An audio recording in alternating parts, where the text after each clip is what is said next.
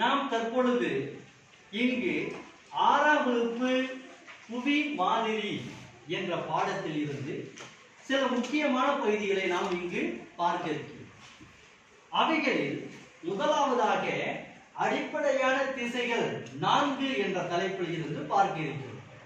குறிப்பாக வடக்கு, கிழக்கு, தெற்கு, மேற்கு என்று நாம் 4 திசைகளை அடிப்படை திசையாக குறிப்பிட்டு கூறுகிறோம். மற்றொன்று, இந்த திசைகளை நாம் அடிப்படையாக வைத்து பார்க்கின்ற பொழுது ஒரு புவியானது 2 பெரும் கோளங்களாக பிரிக்கப்படுகிறது. ஒன்று வடக்கு இருக்கின்றது வட அரைக்கோளம் என்றும், தெற்கு இருக்கின்றது தென் அரைக்கோளம் என்றும் குறிப்பிட்டு கூறுகிறோம். இவைகளில் மற்றொன்று 0 டிகிரியை அடிப்படையாக வைத்து 180 டிகிரி வரை இருக்கக்கூடிய பகுதிகளை 2 கோளங்களாக பிரிக்கின்றோம்.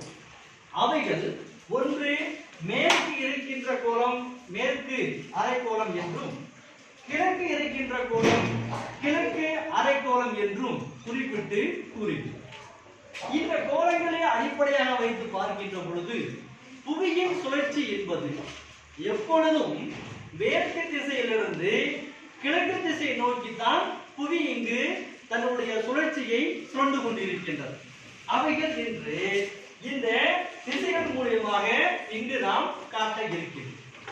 மற்றொன்று, இந்த கோடுகளை அடிப்படையாக வைத்து மேற்கில் இருந்து கிழக்கு நோக்கி செல்லக்கூடிய கோடுகள் அச்சக்கோடுகள் என்றும், வடக்கில் இருந்து தெற்கு நோக்கி செல்லக்கூடிய கோடுகள் தீர்க்க கோடுகள் என்றும் இங்கு குறிப்பிடப்பட்டிருக்கிறது.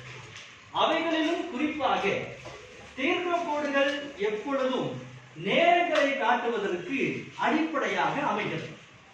மற்றொன்று, அச்சக்கோடுகள் என்பது ஒரு இடங்களை குறிப்பிட்டு கூறுவதற்காக இங்கு வரையப்பட்டிருக்கின்ற கற்பனை கோடுகளாக உள்ளது.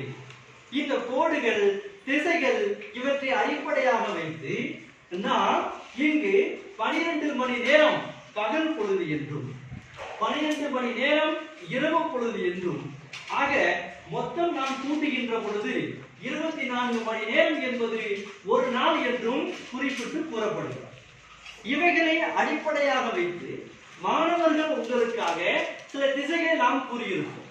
அவைகளில் முதலாவதாக இப்படி நின்று கொண்டு என் முகம் பார்க்கின்ற திசை கிழக்கு, என் முகத்தின் பின்புறம் உள்ள திசை மேற்கு என்றும், என்னுடைய இடதுகை புறம் உள்ள திசை வடக்கு என்றும், வலதுகை இருக்கின்ற பகுதி தெற்கு என்றும் குறிப்பிட்டு கூறியிருக்கும்.